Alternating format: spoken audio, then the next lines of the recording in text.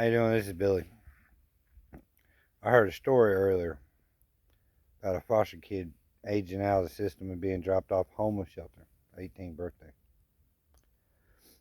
Um, in the state of North Carolina, you're allowed to stay in the foster home until you graduate high school. You have to be, if you're an adult out of school, you have to be licensed to stay in a home of a foster home, right? Sometimes that causes issues if foster parents have younger kids and someone ages out. It's an issue, but it don't happen overnight. You know that it's coming, so you should prepare for it. You shouldn't just drop them off. You should save you money, help them get a place. Right? For kids at 17 years old, 16 years old, you know that they're going to be with you until they have to get out. Then you should start planning for that, putting money to the side, helping them get a job, driver's license, car, get that shit squared away. Don't just wipe your hands with the situation. Yeah, sometimes they can't stay in the house, all right? So I haven't been in that position. The oldest child, well, the I haven't been in a position to where we had to take an 18-year-old out or lose our other foster children. I ain't been in that situation. But I'm prepared for that situation. I got money set to the side for first month's and last month's rent for a child if we ever are put in that situation. It don't happen overnight.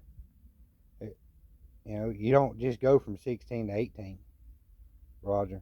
You know it's going to happen. Plan and prep for it. And before people out there say, well, that's not my job. Yes, it is. Yes, it is. The safety and security of that child is your responsibility, right? Until they either go back home or DSS takes them, put them somewhere else, or they age out.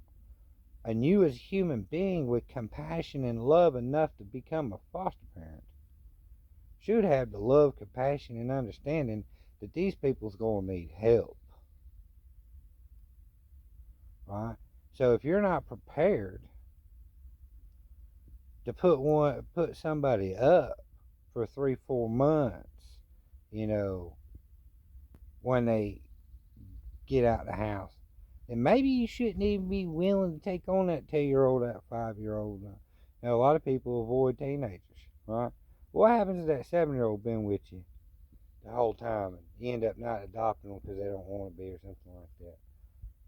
But you just gonna let them ride out on their own, right? Just because they're 18, just because they're out of high school? I don't think so. I don't think so. You shouldn't. If you are that mindset, then maybe you shouldn't be a foster parent.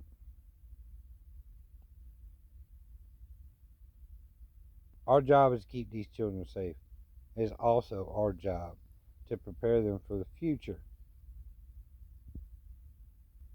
Right? And if you know something's impending is happening, you need to plan for it and prepare them for it. Even if you don't know how to talk about it, you can start implementing things and start putting money aside to help them out, to get them ready for being on their own. You are there for more than just providing 3 hots and a cot, right?